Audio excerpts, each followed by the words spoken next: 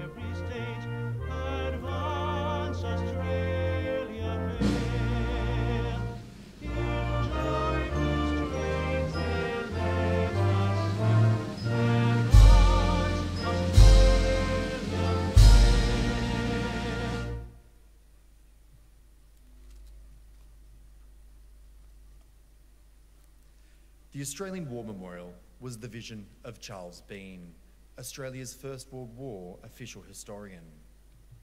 Bean landed with the Australian troops on Gallipoli and stayed with them at the front through to the end of the war. The idea of this national memorial and museum came to him at Pozières, France, in the depths of the bloody fighting of 1916.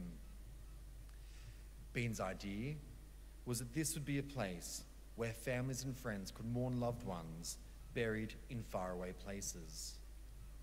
It would also be a place that could help all Australians understand what these men and women had endured and what they had done for us. Bean's vision, to which we remain true, is best expressed as inscribed in the entrance to the memorial's galleries. Here is their spirit in the heart of the land they loved, and here we guard the record which they themselves made. Tonight, we'll read the story behind just one of those on the Roll of Honour, which lists the names of more than 102,000 men and women who have given their lives for us in war and operations for more than a century. But first we present a lament, Flowers of the Forest. Wreaths or floral tributes will now be laid at the base of the Pool of Reflection.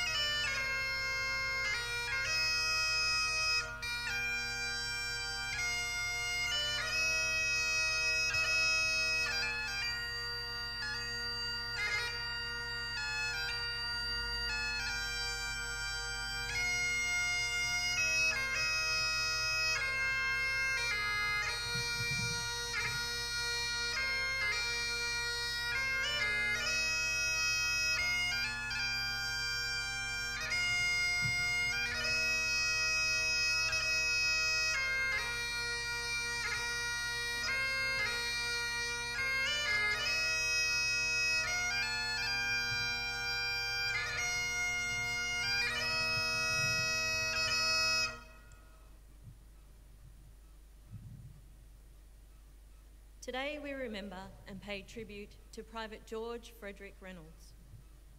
George Reynolds was born in 1898, one of 5 children of Sydney and Henrietta Reynolds of Mulwala in the Southern Riverina in New South Wales.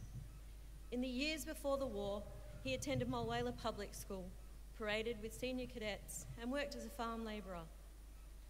George enlisted in the Australian Imperial Force at the nearby town of Yarrawonga in August 1916, and after several weeks of training at Broadmeadows Camp, sailed for England with a reinforcement group for the 6th Battalion in October 1916. Once there, he undertook further training as a Lewis gunner on the Salisbury Plain before embarking for France. George joined the 6th Battalion as it rested near Albert in January 1917 after participating in the bitter fighting at Pozières and Mouquet Farm.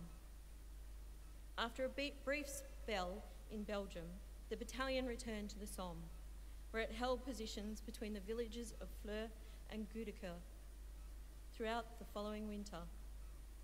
The 6th Battalion pursued the German withdrawal to the Hindenburg Line near the town of Bullecourt, then fought for its possession throughout April and May. Afterwards, when the focus of the British operations shifted north into Belgium, the 6th Battalion participated in the attack on Menin Road on the 20th of September 1917 and helped to consolidate ground gained from a number of Australian attacks made towards the high ground near the town of Passchendaele. One of those attacks took place at Broedzinde on the morning of the 4th of October 1917. Here, the 6th Battalion advanced behind a creeping barrage put down by British and Australian artillery and captured a number of key German positions, including Remus Wood and Broedzinde Road. They and the other battalions of the 1st Division succeeded in reaching their objectives, which paved the way for further gains to be made in the approaches towards Passchendaele. Success did, however, come at a cost, with 200 men of the 6th Battalion becoming casualties that day. Among them was George Reynolds, who was listed as killed in action. Sadly, the historical records tell us nothing about how George met his final moments. Aged 19 when he died, his body was never recovered from the battlefield. Today, his name appears on the Menin Gate Memorial alongside over 6,000 Australians killed in Belgium with no known grave. Never knowing what happened to their son haunted George's parents. His mother, Henrietta, wrote to the AIF base records in 1920, hoping that they could provide her with some morsel of information about what happened to her son. "I never seemed to hear anything," she explained. "It's just like as if he went away, was killed, and forgotten all he knew." Other than the reassurance that George would be commemorated in Belgium, Sydney and Henrietta died without knowing where their son was buried. George Reynolds' name is listed on the Roll of Honour on my right, among almost 62,000 Australians who died while serving in the First World War. His photograph is displayed beside the Pool of Reflection. His is just one of many stories of service and sacrifice told here at the Australian War Memorial. We now remember Private George Frederick Reynolds, who gave his life for us, for our freedoms, and in the hope of a better world.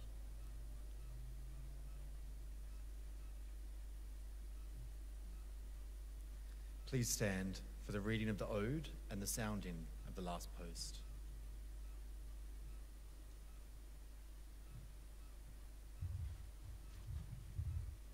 They shall grow not old, as we that are left grow old. Age shall not weary them, nor the years condemn. At the going down of the sun, and in the morning, we will remember them. We will remember them.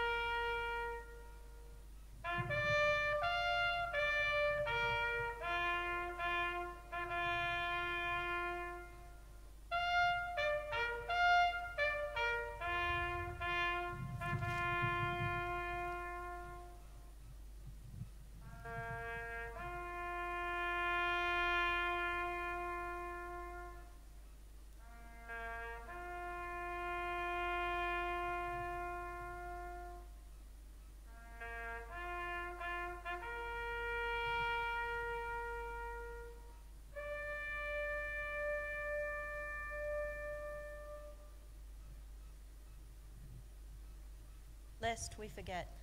Lest we forget.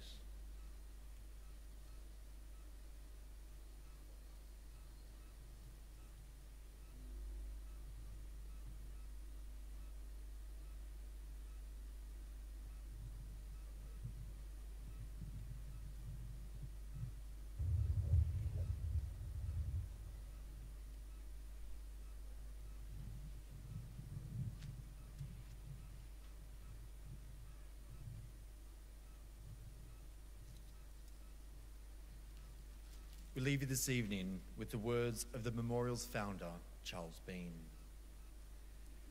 Many a man lying out there at Poziere or in the low scrub at Gallipoli, with his poor tired senses barely working through the fever of his brain, has thought in his last moments, well, it's over, but in Australia, they'll be proud of this.